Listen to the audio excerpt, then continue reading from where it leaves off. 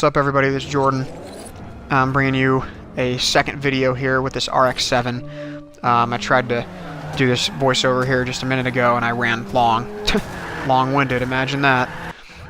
So my whole point of recording this was to show the differences between the cars and the upgrading features and the way that you can do this.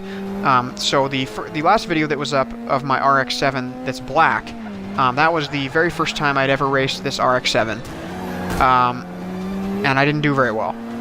This match right here, man, I'm on Call of Duty mode still. I've been uploading a lot of those videos recently, so, but anyway, this race here is actually the second race that I ever raced with the RX-7, so there was no practice or anything in between here.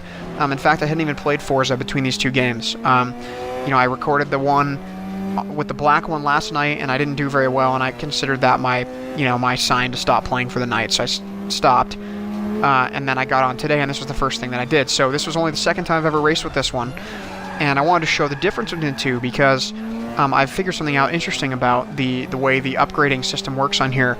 A lot of these championship series are restricted to certain model types based on what they are. Like this one, that was a good pass. Like this one is the iconic sports car series. I just finished with, I had 2 videos up with the, maybe just one, I think. No, I had 2 with the M3 E92 M3 that I uploaded, and that was from the modern sports car series. And this is in the same little section, but it's different. This is the iconic sports car series. So in this one, there's cars like this one, which is I think it's a 1997 Mazda RX-7. There's also a 1998 Toyota Supra, which is one of my all-time favorite cars, if not my all-time favorite car. And the reason I chose this one over that one is strictly because of the speed and the acceleration on this car. My reasoning, at least the way I figured it, says that because these courses have a lot of turns and a lot of braking and stuff, it would seem to me that having good acceleration would be better than anything else because you're constantly slowing down and speeding back up. However, after trying a few different times of racing this way, I found that that's really not the case at all. As I think about it now, an 8.2 acceleration is not very much more than a 7.7 acceleration. I mean, it is, but it's not so much that I'm going to be blowing away the competition. So what I had noticed in the previous ones was that if you go and let's say I take my RX-7 here and I upgrade it, I go into tune or upgrade car and I upgrade it with a bunch of extra parts. If I try and go back into this series, it's going to say not, your car is illegal due to illegal upgrades. Do you want to make it legal? And so what I've done in the past is I've upgraded the car a bunch, and then I went to that and clicked OK. And the reason is because it always seemed to make a difference. I would race, and it would be really terrible, and then I would go and I'd upgrade everything, and then I would click, yes, my car's illegal, I understand that, and click OK, and it would re-upgrade everything.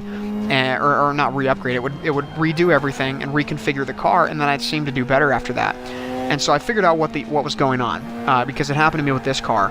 And I uploaded this to show you the difference because that last one, that was the first time I'd ever used the car, and I did really bad.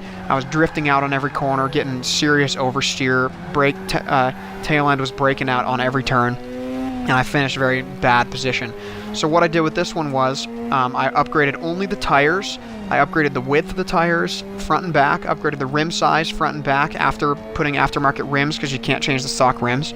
And I upgraded tire compound to the highest level other than drag racing. There is a drag racing compound tire that increases your speed and acceleration by quite a bit, but it drops your handling off like a rock. And so I did that, and what I found out was that when I went to go into the match, it said illegal upgrades.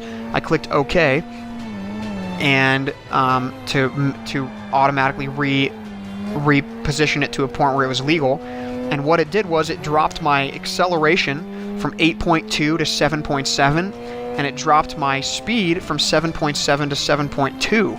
And I thought to myself, that is crazy. How is it that I had a faster, more acceleration-driven car in the previous few races, and I in the previous one race, and finished in 8th, and now I have this? And the reason is because my braking and my handling both went up by 0.5. So they went from 5.0 to 5.5. So that made all the difference. So reconfiguring the car is definitely the way to go. But thank you for watching, guys. I really appreciate it. Thank you.